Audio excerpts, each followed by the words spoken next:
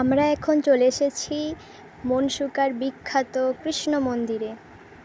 যাওয়ার কোনো আমাদের ঠিক ছিল না, তাই ঘুরতে যাব এরকম ভাবতে ভাবতে তখন কৃষ্ণ মন্দিরের কথা মনে পড়ল যে মনসুকাতে একটা কৃষ্ণ মন্দির হয়েছে, কিন্তু আমি এখনও দেখতে যাইনি।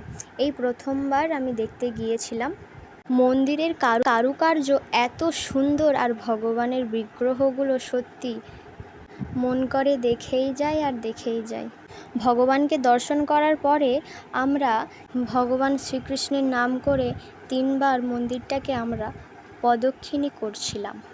ভগবানের অশেষ কৃপা, তাই ভগবানের কাছে থাকার একটু সময় পেয়েছিলাম সেদিন। ভগবান শ্রীকৃষ্ণকে তোমরা সবাই দর্শন করো। ভগবানের কাছে একটাই প্রার্থনা করি, সবাই যেন ভালো থাকে, সুস্থ থাকে, সবার মনোকামনা যেন পূরণ হয়।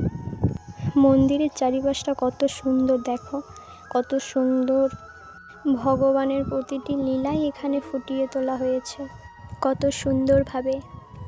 আচ্ছা, তোমরা কে কে এই মন্দিরটা দর্শন করেছো আর তোমাদের এই ভিডিওটা কেমন লাগলো অবশ্যই তোমরা কমেন্টে বলবে।